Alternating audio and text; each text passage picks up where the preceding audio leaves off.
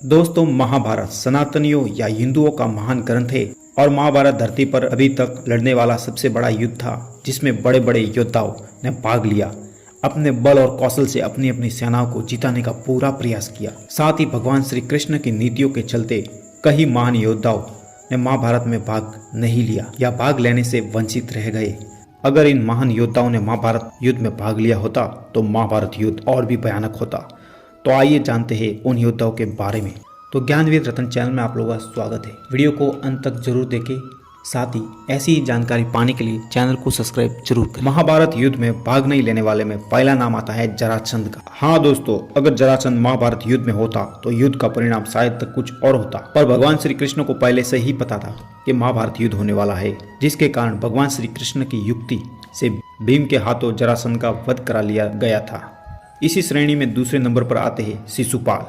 हाँ दोस्तों, शिशुपाल भगवान श्री कृष्ण के बुआ का लड़का शिशुपाल या जरासंध का घनिष्ठ मित्र। भगवान श्री कृष्ण ने शिशुपाल को 100 अपराध माफ करने का वरदान दिया था और साथ ही यह भी कहा कि जिस दिन तेरे 100 अपराध पूरे हो जाएंगे उस दिन मैं अपने हाथों से तेरा वध कर दूंगा। शिशुपाल रुक्मिणी से शादी करना चाहता था, पर जब भगवान श्री कृष्ण ने रुक्मिणी का हरण कर लिया और शादी कर ली, तभी से शिशुपाल और भगवान श्री कृष्ण के बीच में शत्रुता हो गई और शिशुपाल के जब 100 अपराध पूरे हो गए तो भगवान श्री कृष्ण ने शिशुपाल का वध कर दिया। वैसे शिशुपाल भी बहुत बड़ा पराक्रमी और बलशाली योद्धा था। अगर महाभारत युद्ध में भाग लेता तो शायद तक कुछ और परिणाम भी हो सकते थे।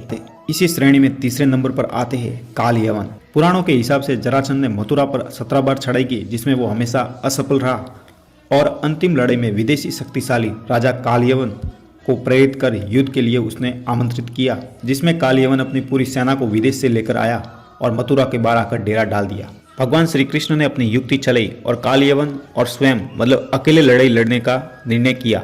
ऐसे में काल यवन मान गया और भगवान श्री कृष्ण ने तत्काल रणभूमि छोड़ दी, यानी कि भगवान श्री कृष्ण आगे आगे जा रहे थे और पीछे पीछे काल यवन। भगवान श्री कृष्ण आगे जाकर एक गुफा में छुप गए, जहाँ पर काल यवन भी उस गुफा में आया और उसने देखा कि वहां पर कोई सोया हुआ था, जिसे काल यवन ने भगवान श्री कृष्ण को समझ लिया और उस सोए हुए इंसान को लात मार दी और उस इंसान के जागने मात्र से और काल यवन पे जैसे ही उस इंसान की दृष्टि पड़ी वैसे ही काल यवन जलकर भस्म हो गया। अगर काल यवन महाभारत युद्ध में भाग लेता तो शायद तक कुछ और परिणाम होते। सोए हुए इंसान ईक्ष्वाकु वंशज के पुत्र यानी राजा मुचुकुंद थे, जो प्रतापी और तपस्वी थे। इस श्रेणी में चौथे नंबर पर आते हैं अर्जुन के पुत्र बर्बुवान। हाँ दोस्तों, अर्जुन और उल्पी के पुत्र बर्बुवान की काफी पराक्रमी और बलशाली योद्धा था। पुराणों की माने तो अपने पिता यानी कि अर्जुन के साथ का युद्ध हुआ था, जिसमें बर्बुवान ने अपने बल और पराक्रम से महान धुरंधर अर्जुन को हराया ही नहीं बल्कि अर्जुन का वध तक कर दिया था। हाँ दोस्तों, अर्जुन का वध कर दिया था, वो भी अंजलि का अस्त्र से। पर जब अपने पिता को मरा पाया, बर्बुवान के ज्यादा विलाप करने पर माता उल्पी ने नागों की मणि को स्मरण किया, जिससे अर्जुन पुनर्जीवित हो गए और इसी के चलते बर्बुवान यानी कि अर्जुन के पुत्र ने महाभारत युद्ध में भाग नहीं लिया। ये वो योद्धा थे जिन्होंने महाभारत में भाग नहीं लिया।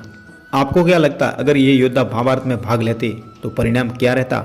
साथ ही अगर वीडियो आपको अच्छा लगा हो तो लाइक करें और ज़्यादा से ज़्यादा शेयर करें। साथ ही चैनल को सब्सक्राइब जरूर करें।